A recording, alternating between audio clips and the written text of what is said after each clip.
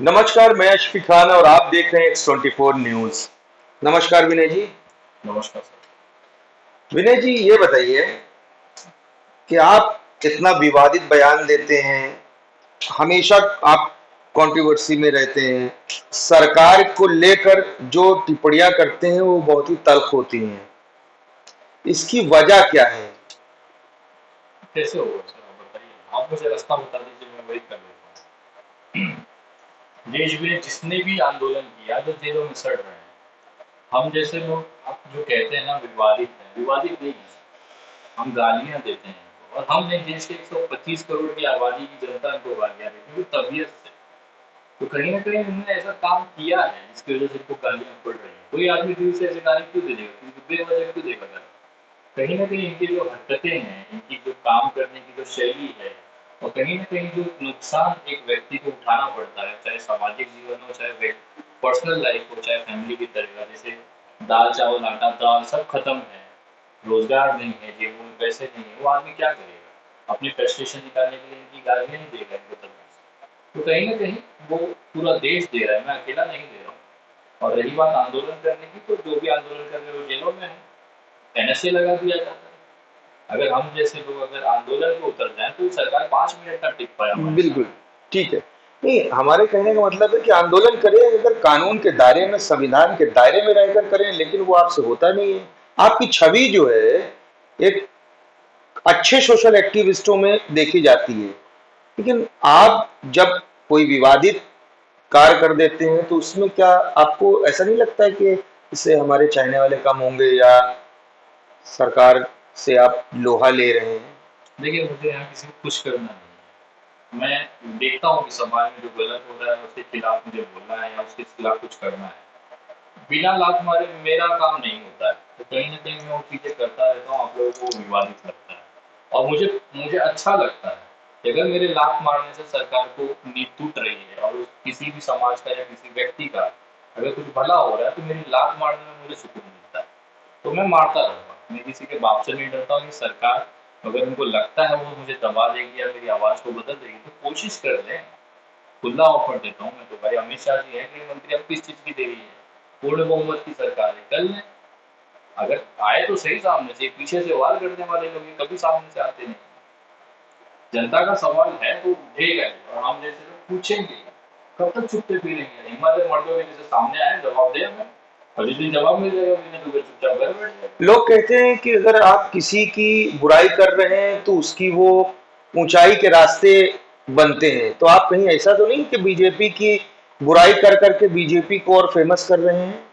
अगर ये मेरी बुराई करने से बीजेपी अगर फेमस हो रही है तो मुझे ऐसा लगता है उनके कार्यकर्ताओं को बहुत सुकून मिलना चाहिए कि मैं रोज आप लोगों का आके सोशल मीडिया पे जिस तरह से आपकी इज्जत की धज्जियां उड़ाता हूँ, एक तरह से बलात्कार करता हूँ, तो मुझे सुकून मिलता है। कहीं ना कहीं देश को जिस तरह से आप लोगों ने बर्बाद किया, आप लोगों के साथ इसी तरह से होना चाहिए। और अगर उसका फायदा बीजेपी को मिलता है तो धन्यवाद है भैया, स्वागत है, मुझसे और फायदा लो। मैं रोज आगे नई नई गालियां, नए नए इन्वेंशन कर करके नए नए तरीके से गाली लेके आऊंगा, आप लोग को दूंगा, तबीयत से दूंगा, ताकि आप लो और आगे बढ़ो। आपको ये नहीं लगता है कि पूर्ण बहुमत से जो आई हुई सरकार है उसको जनता ने चुना है? तो जनता ने अगर चुना है तो कहीं ना कहीं बीजेपी के कुछ कार्य ऐसे होंगे तभी तो चुना है ना। क्यों, आपको क्यों ऐसा लगता है कि वो बगैर चुने वो तो आए नहीं? नहीं, जनता का जनाधार मिला है, पूरा समर्थन है, इनको बहुमत की सरकार है, उसका अभिनंदन है। लेकिन आप ये भी तो देखिए यूट्यूब चैनलों पर डिसलाइकें क्यों बढ़ रही है? ये भी तो वही जनता है ना। एक जनता आज से 2 साल पहले, 1 साल पहले, जिन्होंने गलती से मतदान देके आपको बहुमत दे दिया था इस उम्मीद में कि आप कुछ अच्छा कर जाओगे उसकी जिंदगी में, वही जनता अब यूट्यूब पे बैठ के इनको डिसलाइकें बढ़ा रही है।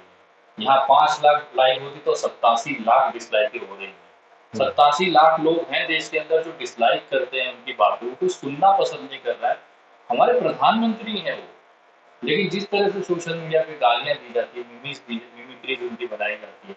आप सोचिए, आज से पहले कभी भी भारत के इतिहास में इतना गंदे गंदे तरीके से किसी भी प्रधानमंत्री की इज्जत नहीं होती ये बिल्कुल सही है, लेकिन ये आपको नहीं लगता है कि देश के प्रधानमंत्री की गरिमा को आप कहीं ना कहीं ठेस पहुंचाते हैं, या आप इस तरीके की वाणी बोलते हैं जिसमें प्रधानमंत्री जी की गरिमा का स्तर जो है गिरता है। देखिए, मैंने जब भी प्रधानमंत्री जी का नाम लिया है तो उसके साथ में जी जोड़ा है।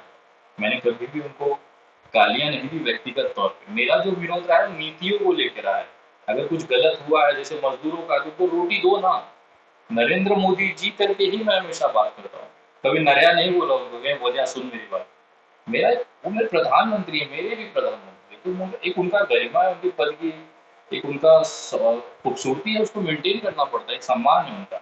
लेकिन जब भी जनता का सवाल उठेगा तो पूछा किससे जाएगा? प्रधानमंत्री है, उन्हीं से पूछा जाएगा। आपको अगर तकलीफ है तो हट जाइए, किसी और को बिठा लीजिए, उससे पूछ लीजिए। जब बीजेपी की सरकार नहीं तो उससे पहले क्या आप सो रहे थे? आप मेरा टाइमलाइन पे जाइए और 2014 के पहले की मेरी पोस्ट देखिए। मैंने देखा है, बहुत कायदे से अरविंद देखा है। केजरीवाल जो 370 पेज का जो लेके घूम रहे थे कि हमारे पास शीला दीक्षित के खिलाफ सबूत है, उसकी टोपी पहना दी जनता को।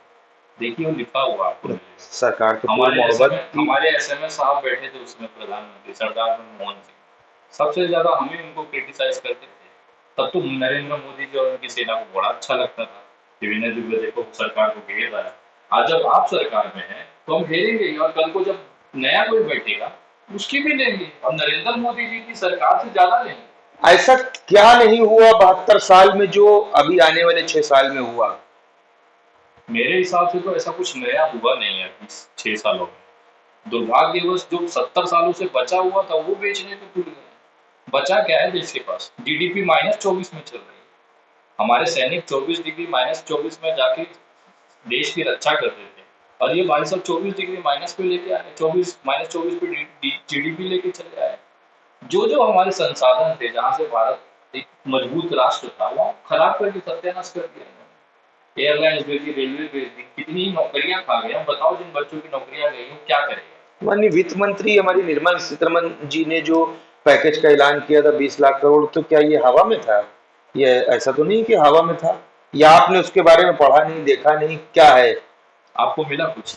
नहीं, हमको तो नहीं मिला, लेकिन हम ये बोल रहे हैं कि वो वो 20 लाख गरीबों के लिए जो बेरोजगार हैं, जिनकी नौकरी जा चुकी है, या जो नौकरी में थे उनको सैलरी नहीं मिल रही है, इस तरीके की योजनाएं सरकार की तरफ से। मैं इस वीडियो के माध्यम से तमाम उन देखने वालों से कहना चाहता हूं कि अगर उस 20 लाख करोड़ रुपए में अगर आपको चौवन्नी बार मिली तो कृपया कमेंट करें। आप मेरी वीडियो 1 घंटे बाद, 10 घंटे बाद, 2 दिन बाद, 4 दिन बाद देखिएगा और कमेंट पढ़िएगा कितने लोगों ने इसमें लिखा है जिनको लाभ मिला। आपका जवाब वहीं पे आपको मिल जाएगा। ये सिर्फ लालच है, लॉलीपॉप है जो जनता को चुसाया जाता है समय समय पर, और जनता चूसती है। आज जो चीजें उनके घर पे हकीकत हुई है ना कहीं उसमें सबसे बड़ी जिम्मेदारी इन जनता की, जो लॉलीपॉप चूसने में बिजी है। जब खुद का घर चल रहा है, खुद का बच्चा भूखा है, बीवी सुसाइड करने की बात कर रही है, माँ बीमारी से मरने के लिए दवाई के पैसे नहीं है, तो काहे चिल्ला रहे हो? आप ही तो लाए थे ना। हम नून रोटी खा लेंगे लेकिन मोदी जी को जीता तो अब वो कौन भोगेगा? तो कहीं ना कहीं ये देश की जो जनता ने गलती की है उसी का खामियाजा आज इनको भुगतना पड़ रहा है, और भुगते ही, क्योंकि उन्होंने अपनी ये जो बर्बादी है खुद चुन के लिए। तो इसमें कुछ नहीं कर सकते। आप कमेंट पढ़ लीजिएगा, आपको जवाब मिलेगा। एक आखिरी सवाल है, छोटा सवाल है। आप सोशल मीडिया पे बहुत एक्टिव रहते हैं और अपनी बातें बड़ी बेबाकी से करते हैं, लेकिन इस टाइम बिहार में आप उपस्थित हैं और ये इलेक्शन का माहौल चल रहा है। क्यों इलेक्शन के माहौल में ही क्यों आ पाए यहाँ पास? देखिए, मेरी टीम की तरफ से, हमारी जो टीम है उसमें पंकज श्रीवास्तव जी, मोहित शर्मा जी और आसपी पाटिल जी ने पद यात्रा 14-15 दिन पहले शुरू की थी दिल्ली से। और जब शुरू की थी ना तो बिहार चुनाव का नामो निशान नहीं था।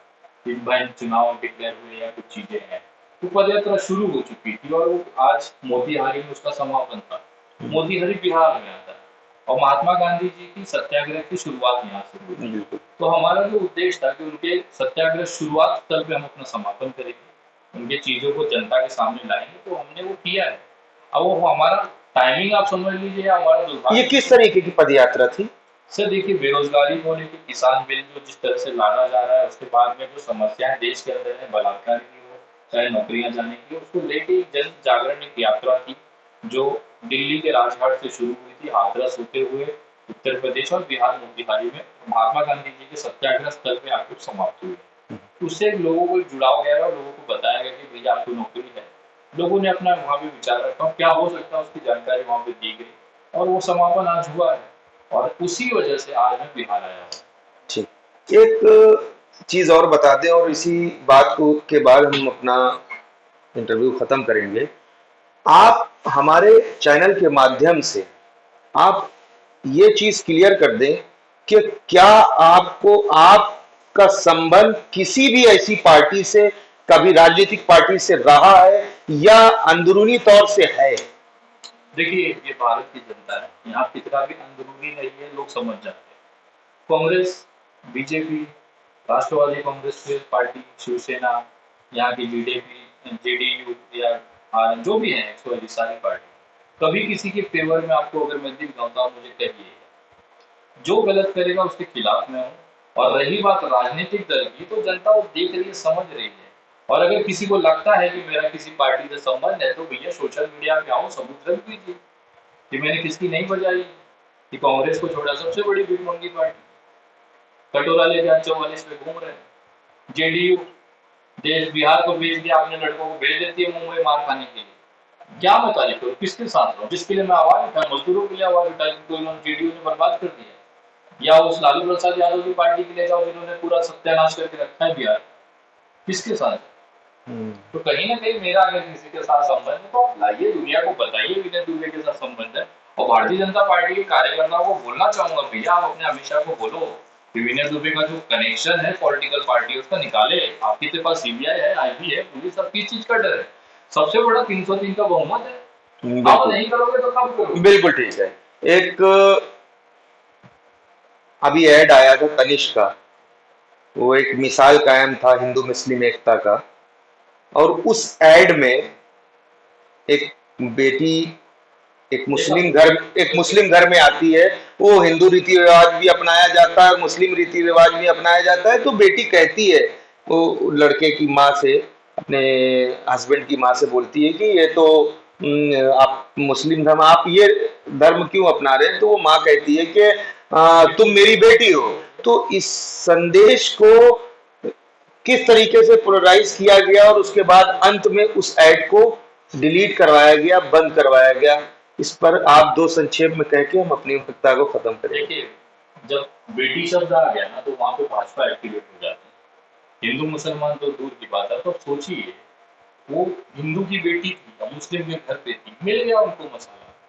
एक हिंदू बेटी जल के मर जाती है, उसके खिलाफ आवाज नहीं उठाएगा, बाइकआउट नहीं होगा। अच्छा ठीक है, आप हिंदू बेटी एक्टिवेट हो जाती है, तो उस टाइम पे कहाँ रहते हैं जब कोई लीडर एक मुस्लिम हिंदू बेटी को लेके आते हैं? मैं उसी चीज पे आ रहा हूँ। जब इनको सिर्फ एक ऐड में दिक्कत हो गई कि हिंदू लड़की मुस्लिम के घर पे कैसे जा सकती है, उस तनिष्क का बाइकआउट करो।